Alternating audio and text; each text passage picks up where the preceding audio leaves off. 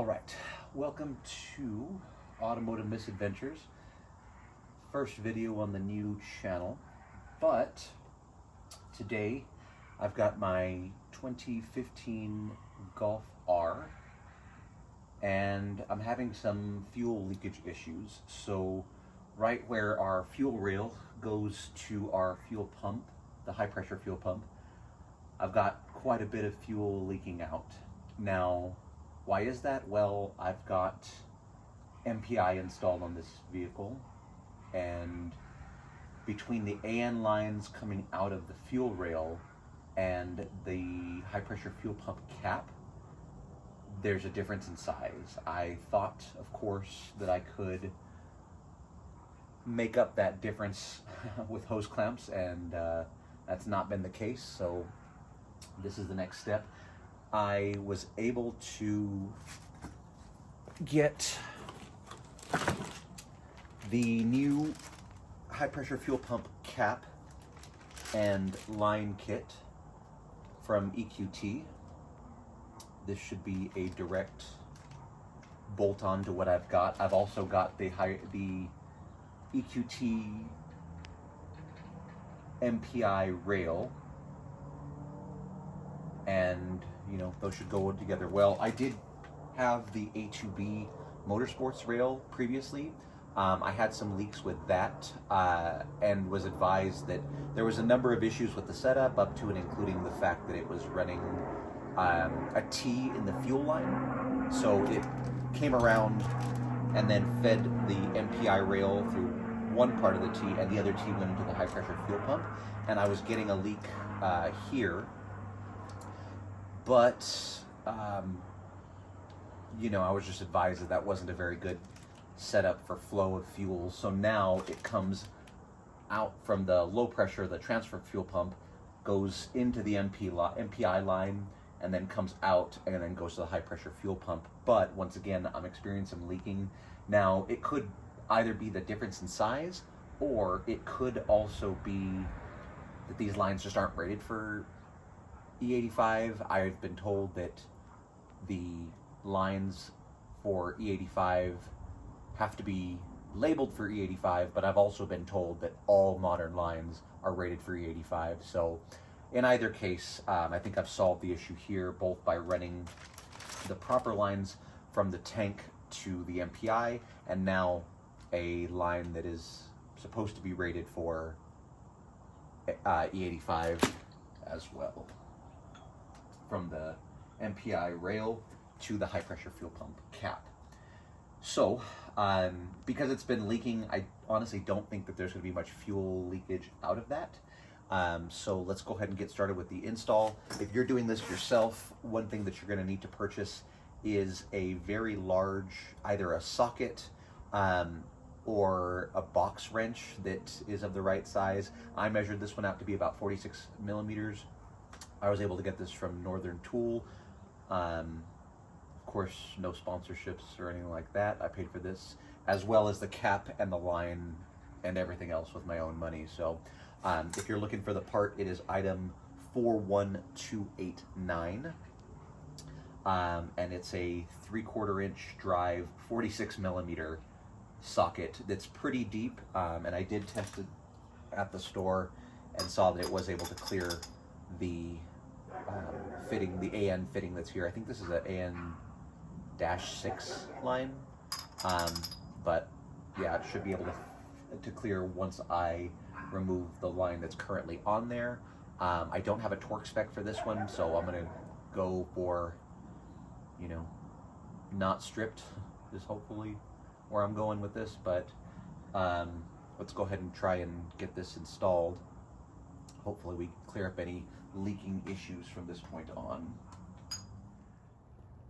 All right, so I am right now just working on removing the line that goes from the rail, the fitting that I have, which also had an adapter as well that went into the... All right, so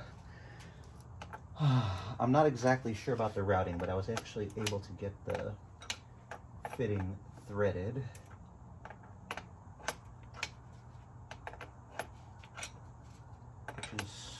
half the battle. The other half is knowing, which I don't know.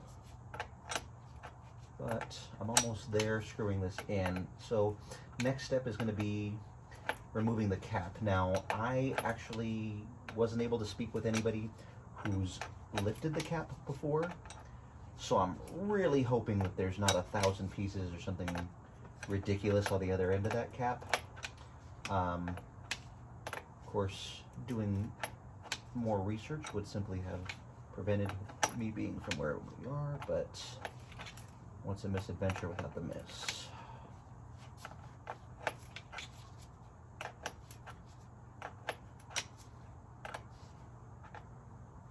Okay, I'm going to leave that kind of loose. This way, if I need to turn the thing any bit, because it's got to come around in a weird way. I don't want it rubbing up against the intake. And I could have taken the intake off, but that would have created the exact same problem as before, which is essentially not being able to route it properly, because what's going to end up happening is it's going to come up where the intake is, and then when I put the intake in, it's going to give me problems to begin with. So now comes the hopefully easy part. Of course, it never is, which is to remove that cap. So let me get all of the bits that I need and we'll be back in a moment. All right, so I have a 1/2 inch ratchet with a 3/4 inch adapter onto my 46 millimeter 3/4 inch drive socket. Of course, I did measure this with the EQT cap, and it does fit with a little bit of extra room to spare. I'm assuming this is actually a 45 millimeter fitting, but I really couldn't find that 45 millimeter, so I'm going to go from what I've got here. I'm going to relocate these as well as this adapter here.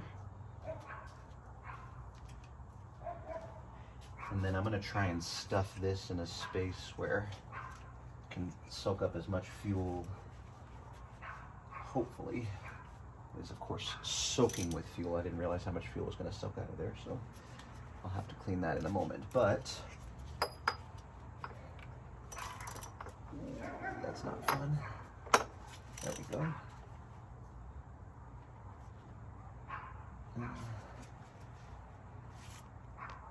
Let me get a clip to remove that because I don't want to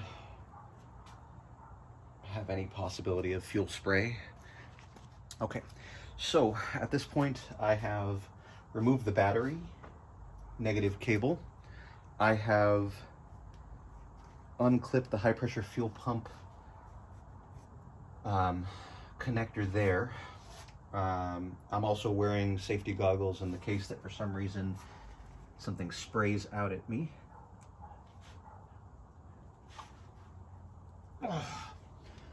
Ooh, that's extra on there. Let me pull this just for now. I can make sure I have a good purchase on this. The last thing I want to do is strip this, because I think the fix to that would be getting a whole new fuel pump, which I have zero interest in.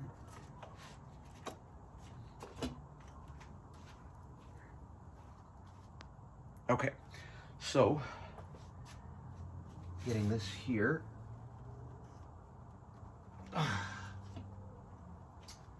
Let's move to more persuasive techniques. Oh, there we go. Okay, so it is loose.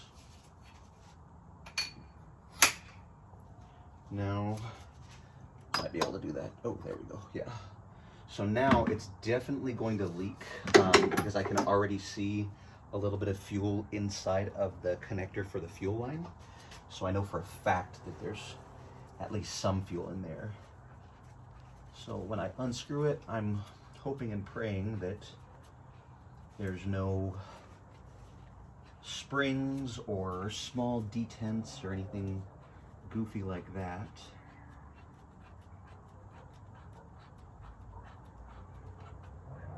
All right. And the verdict is,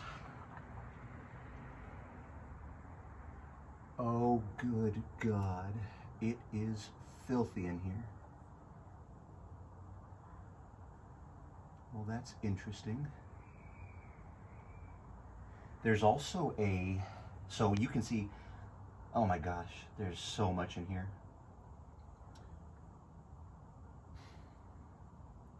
Very interesting. To be fair, this fuel pump is, you know, almost 80,000 miles old now, so that's crazy how much is in there. Let me see if I can get you guys a better view. That has got gunk all in there. And I mean, this is just going straight into my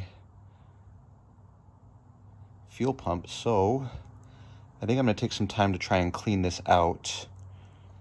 Wow. There's also a cap there, so it doesn't flow directly in there. It like hits a cap and then spreads, which is interesting. Sorry about the flashing of the LED headlight, but wow. That is crazy. Oh. All right, let me go get somebody to clean this up and I'll be right back. All right, so I wanted to show you all just what came out of this cap here. Because it's not going in, I went ahead and sprayed it with brake cleaner. It's not going to go back in, but I scraped this around the edge. This black sticky gunk. You can see when, hopefully, there. You can see how thick that is. That going into an injector is probably not a fun thing. So this cap definitely, it's a good thing that I was able to remove it and take a look at what was on the inside, because that's rough. Okay, I just wanted to show you all a bit of what's coming out of this high pressure fuel pump. It is disgusting. Put a little bit of brake clean on there and then with a Q-tip kind of scraped it off, but man, this is bad. I'm assuming this is probably in part to it being an E85 car, but it is. It looks really grimy, but it's more like sticky gunk on there. It's really thick. Thankfully, that there's no holes in the high pressure fuel pump along the bottom, so some of it does settle down and kind of move out of the way. And the other good thing is that because it's gunked up in there, it's not, there's not a bunch of particulates that are just floating around. Even if there's liquid flowing over there, it's not being picked up easily. So I'm going to continue cleaning this and hopefully get that all cleared out. All right. So looking into the cap here, that's about as clean as I was able to get it. I'm probably going to pick a couple more pieces out. Looks like I can see some in those bottom left threads there, but mostly clean. I know it looks horrible, but it's way better than it was before. So just a warning here, if you have E85, maybe check behind that cap every once in a while. It's not incredibly difficult to remove. You just need that one socket and a breaker bar to release it. But after that, it was pretty good. So I'm going to work on cleaning those other bits out, and then I'll see you when I'm ready to screw this cap back on. All right, so I have the feeling that on this cap, there's only one entry thread or thread that allows it to enter into where it starts to screw in. So I wasn't able to clock it to where the EQT sign was up top, but I'll be honest with you, this engine bay doesn't look fantastic to begin with, so it's not like I'm popping it at shows or anything like that. So with that being said, it's now time to tighten down lines and start it up and see how it goes.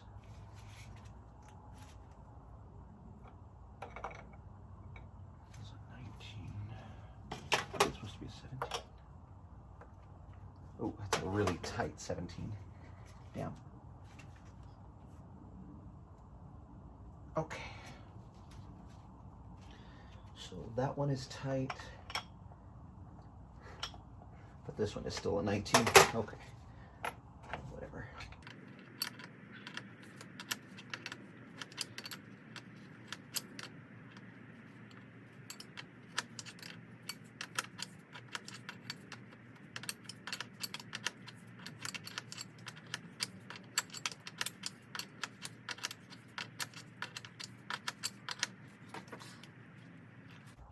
Okay, now I'm going to dry out, excuse me, this well here. There's some 85 that drip down into there. We can clip this back on and see how it runs. I'm assuming it's going to stumble right when we start it up, just to get the bubbles out of the line. Well, I'm going to soak up some of that fuel really quickly with some of these big Q-tips, just to make sure that if there were to be some kind of a spark or anything to do that might ignite, that I don't lose this car in a fire inside of my garage.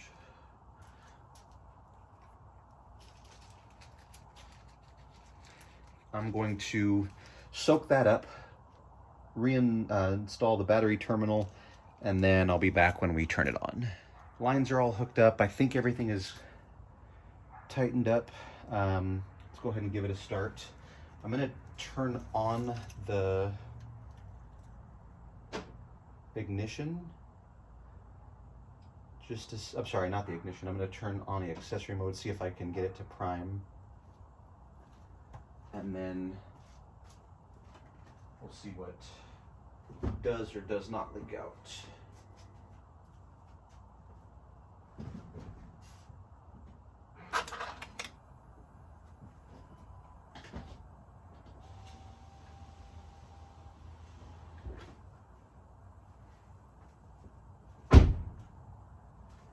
All right, so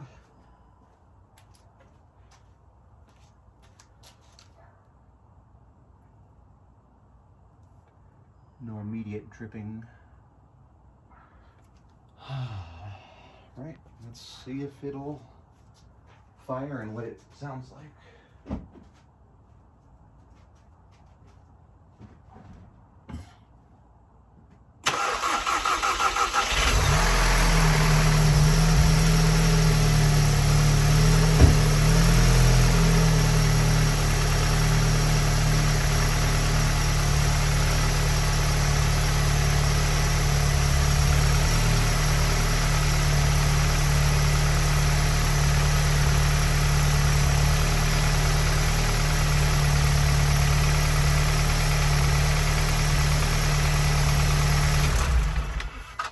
Okay, so I've got a little bit of fuel leak right here at the high pressure fuel pump cap. I'm assuming it's just not very tight, but there's actually two fittings here, including one with a crush washer. So that's going to get an extra 1/8 of a turn, and so is the fitting here. Okay, and then I'm gonna dry up that drip. I'm actually gonna blow that out.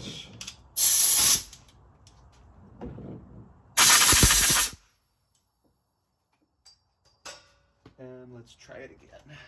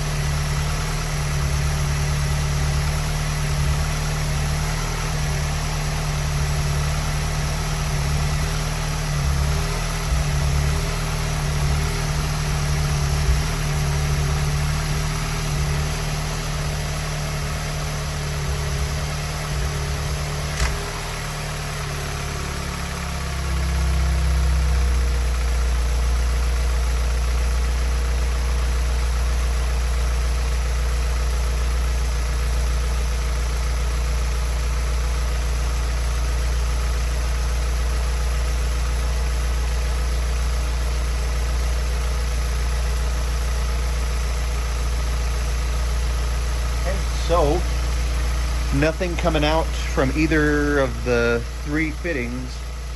1, 2, well, 1, 2, and 3. Nothing coming from around the cap either, so I'm going to take it on a little cruise, see how she does. All right, I just got back from a drive in the car, and I'll tell you, as a review of this product, it was great. It's well built.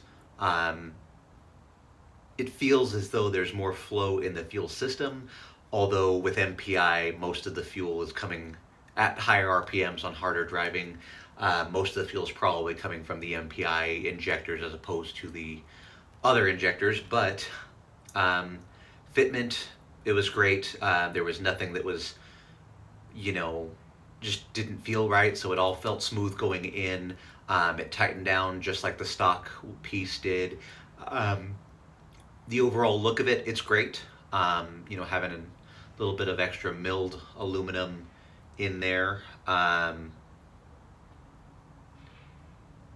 Overall, I'd say if you're getting an MPI system or you already have the EQT MPI system, it solves a lot of the woes that somebody might have when installing this system, because it actually provides you with a direct connection between EQT's MPI system, which honestly those fittings fit for pretty much any MPI rail, if I'm not mistaken. But if you're going that route and you want to be clear about how that fuel line is going to get from the MPI rail into the high pressure fuel pump cap, this is honestly a no-brainer. It's something where I would suggest anybody who's getting it, just get it when you buy it. If it's not already included in EQT's offerings when you're buying the MPI setup, just add this to the cart as well. As far as the price goes, I do think that it's well worth that cost. It's not much when you think of the grand scheme of all the amount of money that we spend on these cars, but if you're thinking, oh, well, maybe I can come up with my own system, if you're really good at sizing those lines out and getting all those other parts, then I think you could probably avoid this whole setup to begin with. But I'm not. I tried a couple of different ways, and I'll be honest with you, at this point it's now just cost me money to not have had this available when I was installing everything and trying to make it work. So now that it's available, I would say, I would have gone with that kit, the cap and line kit, from the very start. So do I recommend it? Yes, absolutely. Do I think it's absolutely necessary for every car on the road? No. Number one, if you don't have MPI, it's not going to apply to you. But if you do have MPI and you're already an expert in getting those lines to fit for you, then you can probably do it on your own. But if you're like me and you're mechanically inclined but would like to go with a more foolproof system, I would go for this. So thank you so much for watching. I do appreciate any likes, subscribes, and comments on this video, as it is a newer channel. Thank you so much. Stay subscribed, or put the little bell icon. I do have a lot of automotive content coming up, more VW content, TDI content, van, truck, Tesla, and even a little bit of dirt bike stuff as well. So stay tuned, and thank you for joining me.